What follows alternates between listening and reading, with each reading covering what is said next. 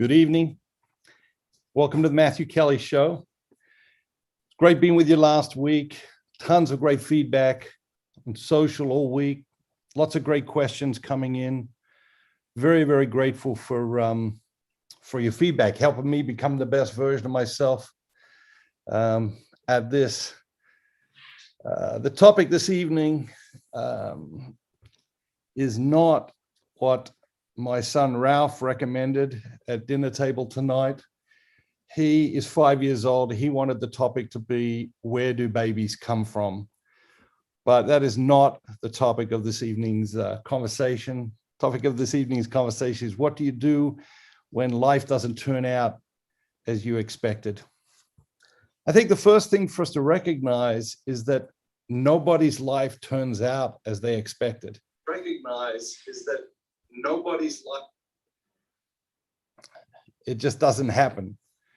They might have plans, have dreams, we all do, but somewhere along the line, those dreams, they get changed, they get impacted, they get broken. Our dreams get broken, but other dreams emerge that we never even imagined, never even thought were possible. And that is part of the mystery of life.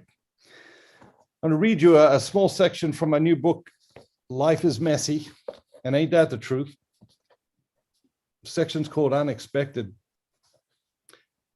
Life didn't turn out the way I expected. In some ways, it has exceeded my expectations, and in other ways, it has disappointed them. Never in my wildest dreams as a child would I have imagined the life I have lived. The adventures, experiences, opportunities, the love I've given and received, and the success I have enjoyed have all far exceeded my expectations. But I also never imagined in my worst nightmares the dark side of these bright lights. We all end up living unexpected lives. There are hopes and dreams that didn't materialize, that I grieve, and I have been surprised and delighted by other unexpected gifts. And there are hopes and dreams that I am glad did not come to fruition. The unexpected goes both ways. Life doesn't unfold according to our plans, but sooner or later, we each have to decide how we are going to make the most of our one brief, unexpected life. It is then that we come face to face with two enduring truths. We cannot live without hope that things will change for the better, and we are not victims of our circumstances. And I think it's these two truths that we struggle with when life doesn't turn out as we expected. We grasp for hope. You know, we want to know, where will our next experience of hope come from? What can we place our hope in? Because literally we cannot live without hope that things will change for the better. Of course, sometimes we want a very, very, very specific thing to change for the better. And that isn't necessarily how life works, or the mystery of life works either. And of course, it's very easy when life doesn't turn out as we expected to throw a pity party for ourselves and to get down and to turn inward. And we tend to implode when we do that. And I've done that as much as anybody in life. So we are not victims. We can choose and make choices today that will lead us to brighter places, to lighter places, to more hopeful places. And so as we begin our conversation, jump into the questions that you've sent me this week. I think it's very important that we get very clear from the start that nobody's life turns out as they expected it to. We all live unexpected lives. We all live unexpected lives. The question is, what do we do? What do we do with our unexpected lives? And so with that, I'm going to pass it over to Evan, who is going to feed me the questions tonight. A lot of the feedback last week was, you know, me trying to get the questions off the comments bar and juggle all of that. So welcome, Evan, and let's have that first question. All right. We've we've got one from the live chat. Who is this? I apologize, I missed your name here. It is, when life doesn't turn out the way you plan it to, was curious how to recharge yourself and know when you need rest. Fantastic question. I think anytime life doesn't turn out the way we expect it to, in any sort of significant way, we may not need a rest, but we need to regroup. And knowing how to regroup is very, very important. Usually when life doesn't turn out the way we expect it to, we experience some type of trauma. And we don't talk about trauma very much. We experience a lot more trauma than we talk about. We tend to reserve trauma to enormous things that happen. But the reality is anytime life doesn't turn out the way we expected, we experience some sort of trauma, and it could be a mini trauma, or it could be a major trauma, or it could be anywhere on the spectrum. But I think it's important to acknowledge that, because unacknowledged trauma does tend to grow into all sorts of other problems, and so to regroup and say, okay, I've been a little bit traumatized here, or I've been a lot traumatized here. Where do we go from here? And not to be in a hurry to work that out, because I think very often when life doesn't turn out the way we expected, we're like scrambling to put together a new plan. And under those conditions, we will almost never put together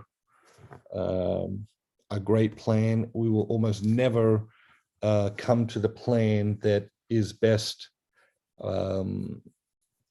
for us. You did mention the terms rest and energy, and I think it is worth speaking for a moment about that. In the Psalms, over and over in the scriptures, God rewards his people with rest. God rewards his people with sleep in Proverbs. We do need rest, and we need it in many forms, so we need sleep. We need times that are devoid of stress. Almost impossible to do if we don't unplug from the many technological devices that we've given place to in our lives. Nature, very, very powerful. When you're looking to regroup, nature is your friend. You're looking to de-stress, nature is your friend. You're looking to get leisure, in its truest sense of the word. You're looking to get rest, restoration. Nature is your best friend. And we have this yearning for energy because our experience of life expands or contracts according to how much energy we have. Okay, that's not a small thing. Our experience of life, our capacity for life, is dependent on how much energy we have. We touched on it for a moment last week, but this is a really, really important piece, and so to ask yourself what type of rest is appropriate, to ask yourself what type of rest is going to re-energize me, what type of rest is going to bring me new levels of energy. We look at some of the breakthroughs in history that come like in direct relation to God's wisdom of, let's say, the Sabbath, resting on the Sabbath. The farmer who first decided to let his field rest, his neighbors probably thought he was an idiot. But the next year he had a bumper crop, and then everyone was copying him, and this became great wisdom, changed the agricultural system in many, many parts of the world. The idea of allowing a field to rest. And if a resting field, if you allow a field to rest and then it produces a bumper crop, how how much more true is that for a human being? And so at different times in our lives, we need different periods of rest. If you think about the idea of a sabbatical, usually doesn't exist in many places now. I think it still exists in some academic fields or environments, rather. The idea that after 10 years, we would take some break, however long that may be. I think that's an important thing for us to think about. And our sabbatical doesn't have to be long. What's more important is that it's intentional, that we can look to it and say, I am going to do this on the 10th year.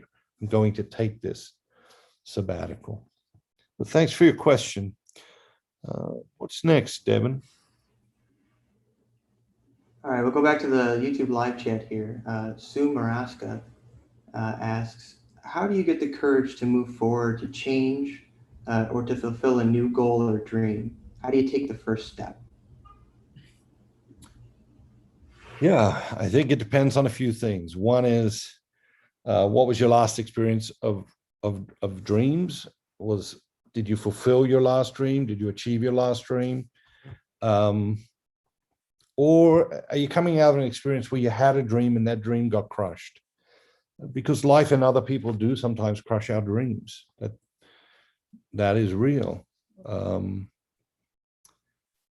other thing that could have happened is that we stopped dreaming.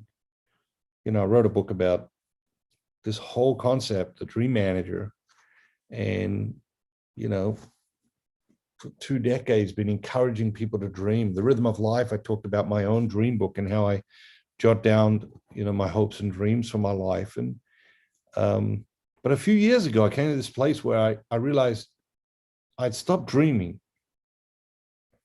I'm like, how is this possible? Like, I'm always warning people that this can happen and teaching them how to avoid that from happening. And here I am all of a sudden, and I had stopped dreaming. And life had got busy, 5 kids, just a lot of things going on, and you stop dreaming. And I think that's a hard place to get from. If you've had a dream that's been accomplished, you're moving on to the next dream, that's one thing. If you've had a dream that's been crushed and you're moving on to the next dream, that's also one thing. But an object in motion stays in motion. And but when we have stopped dreaming, it's hard to find those muscles and start dreaming again. They tend to have atrophied, and so it's important to go back to basics. Basics for me, I've always kept a list of 100 dreams. Update the list every year. You might say, 100 dreams, that's so many. Actually, it isn't when you think about it. In the book, The Dream Manager, I talk about 12 areas, and so you come up with 7 or 8 in each area, you got your 100 dreams. And the truth is, many of our dreams are more than accomplishable if we become very, very intentional about it. And the other thing is, once you write these dreams down, they will start to manifest in your life. I tell people all the time, we do this exercise in the corporate world. Write down your 100 dreams. Yes, if you're skeptical, just put them in an envelope, seal the envelope, put it in your bedside table. Don't open it for 3 years. 3 years when you open it, you will be amazed how many of those dreams you have accomplished. Amazed how many of those dreams you've accomplished. Because they go into our mind, they go into our hearts, they go into our souls, and we just start to work on them consciously and subconsciously. So I would say, make a list of your dreams and dream without limits, and don't judge your dreams, and don't limit your dreams, and don't say, I'll never be able to do this because, my wife isn't interested, or my husband isn't interested, or my kids won't go along with that, or I'll never have the time, or I'll never have the money. Put all that aside when you dream. Just put all that aside. Dream without limits. Just put down anything that comes to your mind. Don't judge it. Don't edit it. Just write it down, 100 dreams. And then pick 2 or 3 that you really want to work on. Some dreams just require that we say, okay, we're going to do that now. And you come up with a plan and you execute the plan. Other dreams are more complicated than that. And the bigger dreams sometimes need to be broken into smaller dreams, so you might have this big dream and maybe you break the dream into 5 or 6 pieces, especially if you're a little timid, if you've had a bad experience and had some of your dreams crushed in life. Really encourage you to just break your dreams up into smaller pieces so that you can accomplish that on a timeline and then move on to the next piece. And as you do that, your confidence will grow, and your belief will grow, that this dream has been brought into your life for a reason. Who's next, Evan? All right. We'll go back to Facebook from earlier in the day. So talking about what happens when life doesn't go as planned, Vivian Yanati says, to me, this is resilience and grit, things I desperately want for my children. I'm curious if you have any advice on how to teach or develop this in children. Yeah. So resilience is important. Resilience and grit are important. How do we teach them to our children? It's an unpopular answer, but the reality is we teach them to our children by allowing our children to fail, by allowing our children to make mistakes, by allowing our children to face their problems head on, with our support, but not solving their problems for them all the time. I think the biggest mistake we can make in this modern context of parenting is to try and make our children's lives easy. Life is not easy. Life is not meant to be easy. If we try to make our children's life easy, we will absolutely fail. And in the process, we will damage them in ways that we probably cannot even begin to imagine or understand. And so these are the ways that we allow our children to discover and learn what you describe as resilience and grit. But it is also the way we prepare our children for life. It's as the saying goes, our job as parents is not to prepare the road for our children. And there's a temptation, right? It's a temptation to see what's coming down the road for our kids and to smooth out the road. But our job as parents is not to prepare the road for our children. Our job as parents is to prepare our children for the road. Because at some point, sometime, somewhere, you and I inevitably will not be there to smooth the road before them. And at those moments, if we have not allowed them to have challenges, to struggle, to fail, to experience the difficulties of life in proportion to their age, we will discover that we have done them, I think, a massive disservice. So I hope that's helpful. And back to you, Evan. All right. So the next one's not exactly a question, more of a comment for you, and I want to get your reaction. So maybe it was my fault. Life has not turned out as I'd hoped. Maybe I did not try hard enough to right all the wrongs. What's your reaction to that? Yeah, I guess that couple of words or phrases jump out at me there. My fault. Maybe it was my fault. And then the other one is hard enough. Maybe I didn't try hard enough. We tend to think to ourselves, okay, if I had tried harder, the outcome would have been different. And maybe it would have, but maybe it wouldn't have. And I think it's possible that you could have tried twice as hard as you tried, and the outcome would still be exactly the same. And you would still know that you could have tried a little bit harder. And so these are the sorts of things that I think we sometimes torture ourselves psychologically. Maybe it was your fault. Okay, maybe it was. We make mistakes. We're human beings.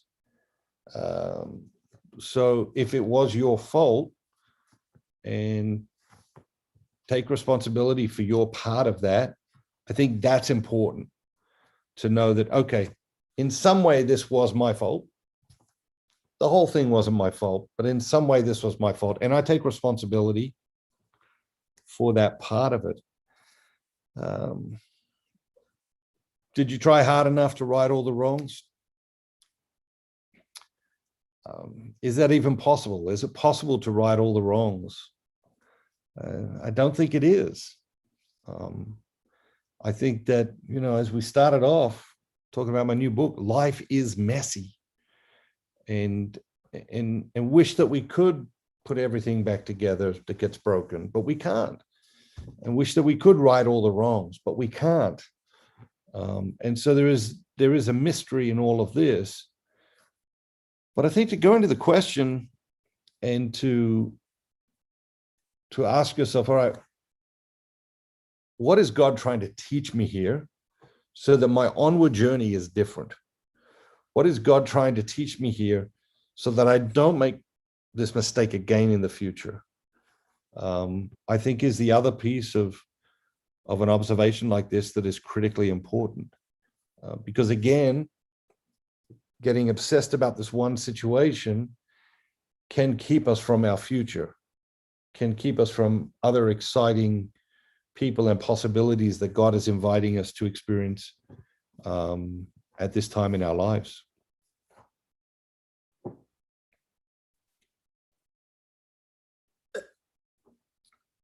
What's next, Evan? All right, so we'll go back to some of the earlier comments from today. And so the question, how do we see God in it, as in life not turning out the way we planned? Or do we give it over regardless of how it feels and find him in the aftermath? Yeah. So again, we're setting up the question as a sort of a binary, all or nothing approach, one or the other approach. And again, I wish that life were that simple and that clear cut. How do we see God in anything? It is difficult, right? Especially if it's an emotionally charged situation, if our heart's been broken, if a dream has been crushed, depending on what it is that has caused life not to turn out as you expected. I think that makes it more difficult to be aware of, okay, where is God in this? What is God doing in this? What is God saying to me in this? What is God teaching me in this? How is God using this situation to prepare me for future possibilities, opportunities, experiences? I think that, again, we talked earlier about like the idea of, if life doesn't turn out as you expected in a particular situation, you will experience some form of trauma. Could be a mini trauma, micro trauma, macro trauma, anywhere on the spectrum. When we're in a state of trauma, it is generally not a good time to make big decisions. And so when we're in a state of trauma, it should become an introspective time, I think, a time for us just to sit down and try and be still. And, that's, for me, that's a real indicator How agitated am I? How traumatized have I been? How angry am I? How restless am I? I can work most of that out just by sitting down in a chair and just trying to sit there and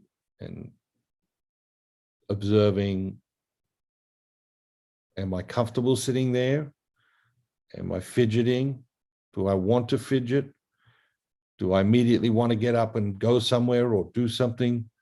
Or am I able to sit and just be still? And maybe, you experience a trauma today and you try this exercise just to sit down and sit still and just be tomorrow, and you don't even last 2 minutes. Well, then you return again the next day. You sit down and just try to be still and just be, and maybe you last 3 minutes or 5 minutes. And to expand that period of time where you can just sit and be still and just be, I think is a good indicator of sort of where we're at with what we've just experienced, and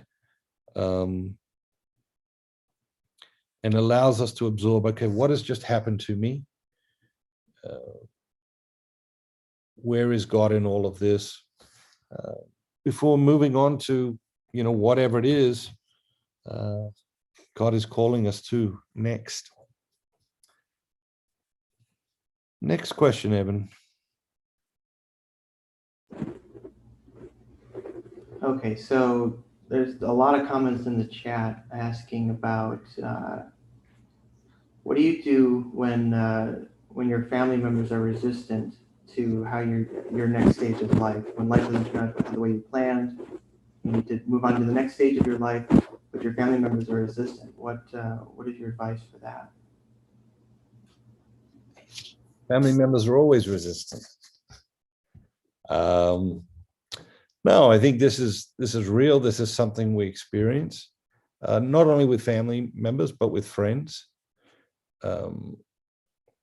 And what you have to understand is that anytime you change, anytime you grow, you are going to make other people uncomfortable. That's just inevitable. You are going to make other people uncomfortable. Anytime you change, anytime you grow. And sometimes you make them so uncomfortable, they don't want to be in your life anymore. And if that's family, that's tragic, right? But even if it's friends, lifelong friends, can be just as heartbreaking and tragic. But you have to honor your journey. You are responsible for honoring your journey. They are responsible for honoring their journey. You can't make their journey for them, and their journey might not be with you. And that is, sometimes that's just life. But as we spoke about earlier, these things do tend to have seasons. I think about growing up in Australia with my brothers and my parents. I have 7 brothers. And one of the things I noticed now looking back over life is that I was closer with different brothers at different stages of my life. And my other brothers were closer with different brothers at different stages of their lives, depending on what was happening in their life and what was going on. And in some cases, I've been very close with a brother for a period of my life. And then, that has sort of gone away. And then it's come back at another time, depending on what was going on in each of our lives. And so many things that are lost are not lost forever. Some things are, but many things that are lost are not lost forever. And I think we come back to that line that, we started with in the beginning. Life doesn't unfold according to our plans, but sooner or later, we each have to decide how we are going to make the most of our one brief, unexpected life. It is then that we come face to face with two enduring truths. We cannot live without hope that things will change for the better. We are not victims of our circumstances. We can't live without hope. Who are the people and the things that bring you hope? We're not victims of our circumstances. You get to make new choices every day. God bless you. Have a great night. Wonderful to be with you again.